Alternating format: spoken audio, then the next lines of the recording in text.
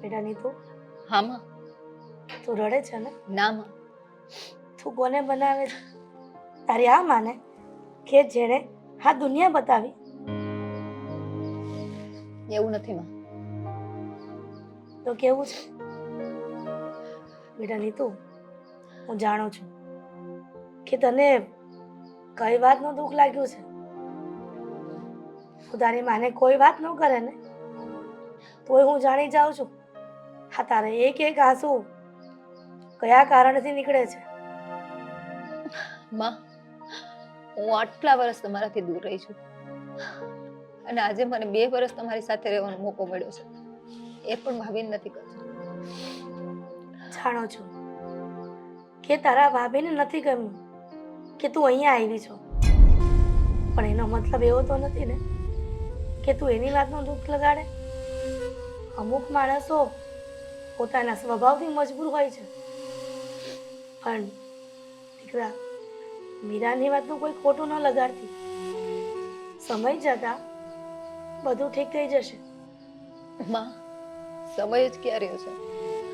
કેમ, તને શું લાગે છે કે દીના ડુકર પડી ગયા છે?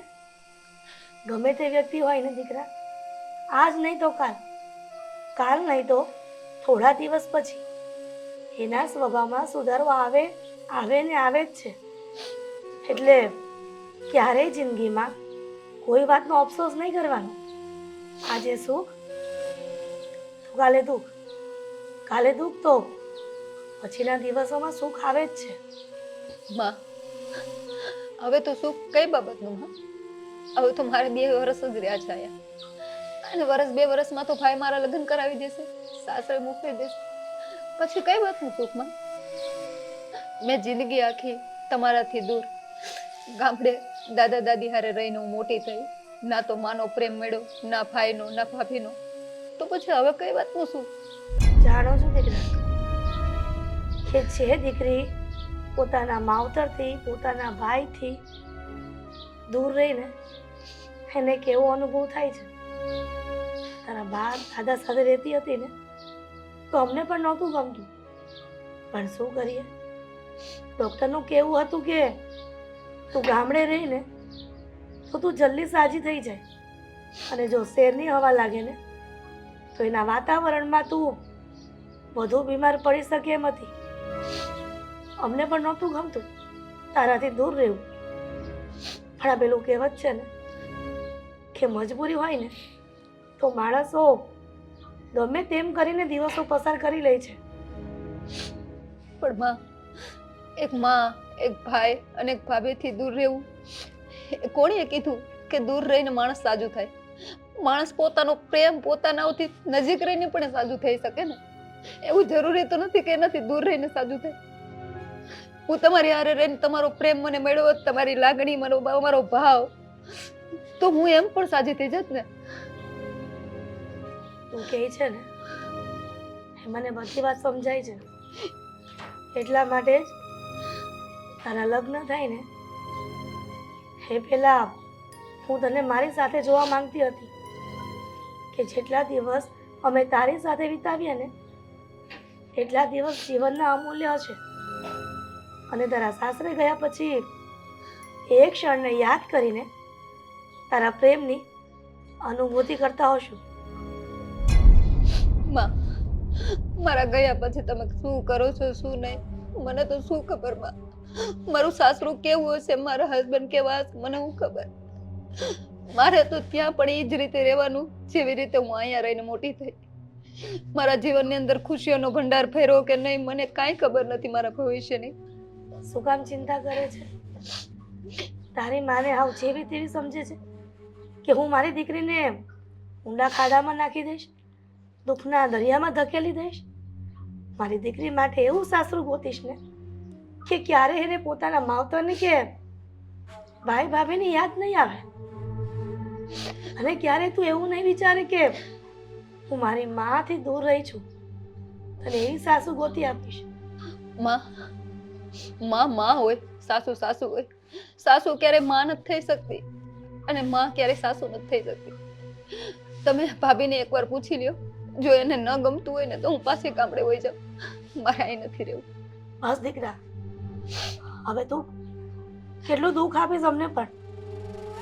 હું તારી ભાભી સાથે વાત કરું છું અને સમજાવું છું, પણ તું દુઃખી ન થતી.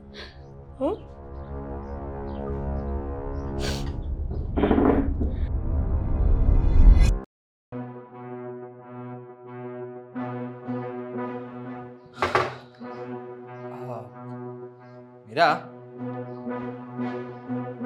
નીતુ હવે આ ઘરમાં આવી ગઈ છે તો તું બીજી વાર એની સાથે આવી રીતે વાત નહીં કરતી. હું એની સાથે વાત જ નહીં કરું. વાત કરવાની ના નથી પાડતો, પણ જેવી રીતે તું વાત કરી રહી હતી એ ખોટી હતી, અને ત્યાં બધાની સામે હું તને બે શબ્દ કહેત તો તને ખોટું લાગી જાય, એટલે મેં વિચાર્યું કે તું એકલી હોય ત્યારે જ તને વાત કરું.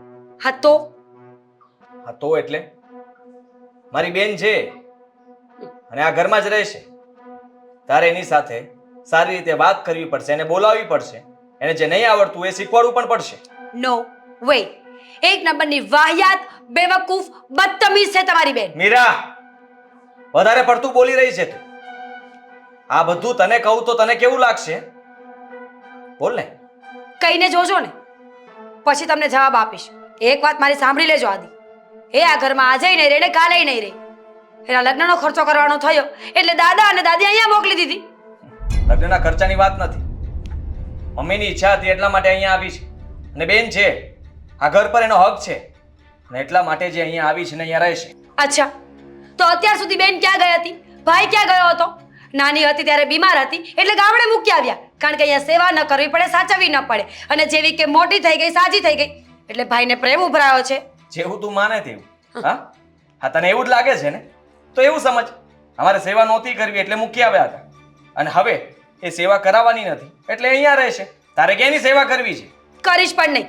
મારા માટે આ ઘરની નોકરાણીથી વધારે કંઈ નથી. તો તું પણ એ જ છે. સાંભળી લેજે મારી વાત. પોતાની જાતને આટલી ઊંચી બતાવે છે, હા, શહેરમાં રહે છે એટલે તને એમ છે કે મને બધું જ આવડે છે. યસ, હું એક જ ભણેલી ગણેલી છું, હોશિયાર છું, અને આ બધાને તો કઈ ખબર પડતી નથી, બધા અબૂત છે એવું માને છે તું? એવું માનતી નથી, એવું છે. અને આજે અહીંયા આવી છે ને એને હું એટલી હેરાન કરીશ કે અહીંયા રહેવાની નથી. એવી હિંમત પણ ન કરતી. મારી બેનને તું હેરાન નહીં કરે, એનું ધ્યાન રાખીશ. જો એના તરફથી મને કોઈ પણ ફરિયાદ આવી તારી તો સમજી લેજે કે તારા માટે સારું નહીં થાય. તો શું કરી લેશો તમે, કહેશો મને? તો મારી સાથે જો આવી રીતે વાત કરી શકતી હોય તો હું સમજી શકું છું કે બેન એકલી હશે ત્યારે તું એની સાથે કેવી રીતે વાત કરીશ, એને કેવી રીતે અપમાનિત કરીશ. બરાબર સમજો છો બધું? તો તમે પણ હવે લિમિટ માર્યો ને તો વધારે સારું. અને આમ પણ મારે આની સાથે રહેવું જ નથી. મને છે ને ટિકિટ કરાવી આપો એટલે હું જાઉં છું. કંઈ પણ સૂજે નહીં એટલે બસ ભાગી જવાનું? હા હા, ભાગવા સિવાય કોઈ દિવસ જીવનમાં કંઈ કર્યું છે? બોલી લીધું ને, ભાગી જવું છે આ ઘર મૂકીને, કારણ કે આવા લોકો સાથે મને રહેવાનો કોઈ શોખ નથી. મારા બધા જ ઘરના સભ્યોમાં તને તકલીફ થાય છે. મારા માસી આવે તો તકલીફ, ફઈ આવે તો તકલીફ, મારી બેન ઘરે આવી તો તકલીફ. હા, તારા પિયરિયામાંથી કોઈ પણ આવે તો તને સારા લાગે છે, અને મારા ઘરના બધા કડવા દોડે છે તને? હા, કારણ કે તમારા ઘરના બધા જ છે ને કૂતરા જેવા છે. તું છો કૂતરા જેવી, તારી બોલી છે કૂતરા જેવી. કોઈ દિવસ પ્રેમથી કોઈ સાથે વાત કરતા નથી આવડી, કોઈ દિવસ કોઈ સાથે શાંતિથી બેસીને સમજાવીને કે એને સારું લાગે એવું બોલી છો નહીં. હંમેશા કોઈને ન ગમે ને એવું જ બોલી છે તું. હા તો અમારા ઉપર હાથ ઉપાડીને બહુ મોટી ભૂલ કરી છે તમે, યાદ રાખજો. હા, જાણી જોઈને કરી છે, અને બીજી વાર આ ભૂલ ન કરવી પડે એનું ધ્યાન તું રાખજે, ને યાદ રાખજે કે હવે પછી જો કોઈ પણ શબ્દ એવો બોલીશ ને તો તકલીફ મને પડશે અને માર તને પડશે. તમે મને મારશો, મારા પર હાથ ઉપાડશો. આદિ, આ એક થપ્પડ ખાધી ને એનો મતલબ એવો સહેજેય નથી કે હું તમારા માર ખાઈશ. તો શું કરીશ? ફરિયાદ કરીશ? ઘર છોડીને જતી રહીશ? નક્કી નથી કર્યું કે શું કરીશ, પણ એક્શન જરૂર લઈશ, કારણ કે હું છે ને આ તમારી બેનની જેમ કોઈ ગમાર વ્યક્તિ નથી કે કોઈ મારા પર હાથ ઉપાડે અને હું સહન કરી લઉં. સમજી ગયા ને? હા, તો હું પણ જોઈ લઈશ ને કે તું શું કરીશ.